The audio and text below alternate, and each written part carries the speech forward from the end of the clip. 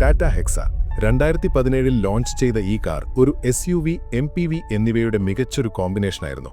SUV എന്ന് പറയാൻ കാരണം ഇത് XUV 500 പോലുള്ള കാറുകളോടും, MPV എന്ന് പറയാൻ കാരണം ഇത് ടൊയോട്ട ഇന്നോവയോടും മത്സരിച്ചിരുന്നു. ഫോർച്യൂണറിന്റെ പകുതിയുടെ പകുതി വിലയ്ക്ക് നിങ്ങൾക്ക് ഫോർച്യൂണറിന്റെ അത്രയും നീളവും വീതിയും ലഭിക്കുമായിരുന്നു.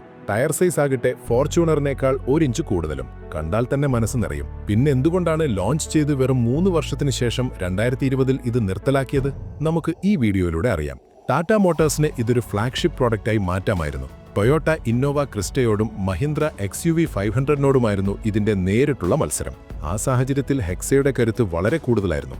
ടാറ്റ ഹെക്സയെക്കുറിച്ചറിയാൻ നമ്മൾ 2010-ലേക്ക് പോകണം. ഇത് ലോഞ്ച് ചെയ്തത് 2017-ലാണ്, പക്ഷേ ഇതിന്റെ അടിത്തറയിട്ടത് 2010-ൽ ടാറ്റ ആര്യയാണ്. ടാറ്റ മോട്ടോഴ്സ് JLRുമായി കൈകോർത്ത് ഇന്ത്യയിലെ ആദ്യത്തെ 4x4 ക്രോസ് ഓവർ SUV-ആയി ടാറ്റ ആര്യയെ ലോഞ്ച് ചെയ്തു.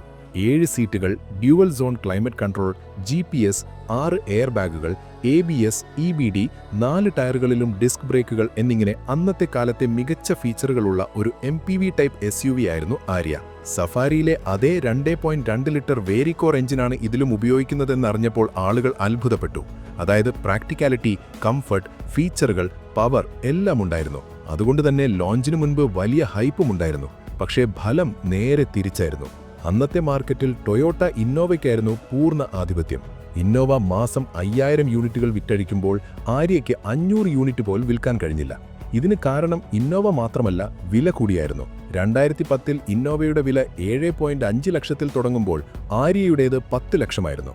ആര്യയിൽ ഫീച്ചറുകളും പവറും കൂടുതലായിരുന്നു എന്നത് സത്യമാണ്. പക്ഷേ ഇന്നോവയുടെ അത്രയും വിശ്വാസ്യതയും കംഫർട്ടും അതിനുണ്ടായിരുന്നില്ല. ഇന്നും ഇന്നോവ വിറ്റുപോകുന്നത് അതിന്റെ കംഫർട്ടും വിശ്വാസ്യതയും കൊണ്ടാണ്.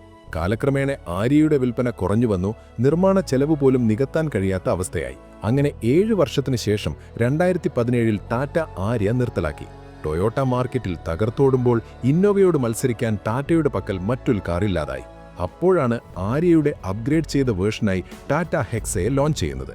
എഞ്ചിൻ 2.2 ലിറ്റർ തന്നെയായിരുന്നു. പക്ഷേ ചെറിയ ട്യൂണിങ്ങിന് ശേഷം ഈ കാർ 154 ഹോഴ്സ് പവറും 400 Nm ടോർക്കും ഉൽപ്പാദിപ്പിച്ചു. ഇത് എതിരാളികളെക്കാൾ കൂടുതലായിരുന്നു. പക്ഷേ അതനുസരിച്ച് ഇതിന് ഭാരവും കൂടുതലായിരുന്നു. 2300 കിലോ. അതായത് ഇന്നോവയെക്കാളും XUV 500നേക്കാളും ഭാരമുള്ള വണ്ടി. അതുകൊണ്ടായിരിക്കാം ഇതിനെ ടാങ്ക് എന്ന് വിളിക്കുന്നത്. ഇതിന്റെ പരസ്യമായിട്ട് ടാറ്റ ഒരു പ്രത്യേക വഴി കണ്ടെത്തി.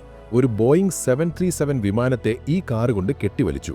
ഫീച്ചറുകൾ, power, 4x4 option, build quality, അങ്ങനെ ആളുകൾ ആഗ്രഹിച്ചതെല്ലാം ഈ കാറിൽ ഉണ്ടായിരുന്നു. അതുകൊണ്ട് തന്നെ ആര്യയേക്കാൾ കൂടുതൽ വിൽപ്പന ഹെക്സയ്ക്ക് ലഭിച്ചു. എങ്കിലും എതിരാളികളെ മറികടക്കാൻ അതിനായില്ല.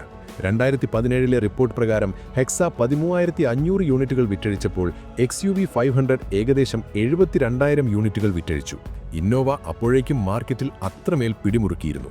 വിലയും ഫീച്ചറുകളും ശരിയായിരുന്നിട്ടും എന്തുകൊണ്ടാണ് ഹെക്സ പരാജയപ്പെട്ടത്? അതിന് പ്രധാനമായും 3 കാരണങ്ങളുണ്ട്. ഒന്നാമത്തെ കാരണം ടാറ്റ തന്നെ വ്യക്തമാക്കിയ BS6 അപ്ഗ്രേഡാണ്. ഹെക്സ ഒരു BS4 കാറായിരുന്നു. BS6 നിയമം വന്നപ്പോൾ എല്ലാ വണ്ടികളും അപ്ഗ്രേഡ് ചെയ്യേണ്ടി വന്നു. ഹെക്സയുടെ വിൽപ്പന കുറവായതുകൊണ്ട് അത് അപ്ഗ്രേഡ് ചെയ്യാൻ വലിയ തുക ചെലവാക്കുന്നത് ലാഭകരമാകില്ലെന്ന് ടാറ്റ കരുതി. അതുകൊണ്ട് ഹെക്സ നിർത്തലാക്കാൻ അവർ തീരുമാനിച്ചു. രണ്ടാമത്തെ കാരണം ടൊയോട്ടയാണ്. ഹെക്സ ഒരു SUV ആയിരുന്നിട്ടും ആളുകൾ അതിനെ ഇന്നോവയുമായിട്ടാണ് താരതമ്യം ചെയ്തത്. വിശ്വാസ്യതയും ബ്രാൻഡ് മൂല്യവും നോക്കി ആളുകൾ ഇന്നോവയിലേക്ക് തന്നെ പോയി. മൂന്നാമത്തെ കാരണം ടാറ്റയുടെ ആഫ്റ്റർ സെയിൽ സർവീസാണ്. ഇന്ന് ടാറ്റ ഒത്തിരി മെച്ചപ്പെട്ടു. പക്ഷേ അന്ന് ടാറ്റയുടെ സർവീസിനെക്കുറിച്ച് കേൾക്കുമ്പോൾ തന്നെ ആളുകൾക്ക് പേടിയായിരുന്നു. മാരുതിയെയും ഹ്യുണ്ടായിയെയും താരതമ്യം ചെയ്യുമ്പോൾ സർവീസ് സെന്ററുകൾ കുറവായിരുന്നു. പൊതുവായ വിശ്വാസ്യതയുടെ കാര്യത്തിലും ഹെക്സ ഇന്നോവയ്ക്ക് പിന്നിലായിരുന്നു. ഇതൊക്കെയാണ് ഹെക്സ ഇന്ന് മാർക്കറ്റിൽ ഇല്ലാത്തതിന്റെ പിന്നിലെ കാരണങ്ങൾ. എന്റെ വ്യക്തിപരമായ അഭിപ്രായത്തിൽ ഹെക്സയുടെ പരാജയത്തിന് പിന്നിലെ ഏറ്റവും വലിയ ഘടകം ടൊയോട്ട ഇന്നോവ തന്നെയാണ്. ഇന്ത്യയിൽ ഫോർച്യൂണറിനോടും ഇന്നോവയോടും മത്സരിക്കാൻ മറ്റൊരു കാറിനും കഴിയില്ല. ഫീച്ചറുകൾ കുറവാണെങ്കിലും ഇവയുടെ ബ്രാൻഡ് നെയിം തന്നെ ഉപഭോക്താക്കളെ ആകർഷിക്കാൻ മതിയാകും. ടാറ്റ ഹെക്സയിൽ മാറ്റങ്ങൾ വരുത്തി വീണ്ടും ലോഞ്ച് ചെയ്യണോ വേണ്ടയോ എന്ന് നിങ്ങൾ കമന്റിൽ പറയുക. വീഡിയോ ഇഷ്ടപ്പെട്ടെങ്കിൽ ലൈക്ക് ചെയ്യുക, ഷെയർ ചെയ്യുക, സബ്സ്ക്രൈബ് ചെയ്യാൻ മറക്കരുത്. അടുത്ത വീഡിയോയിൽ കാണാം. Take care and drive safe.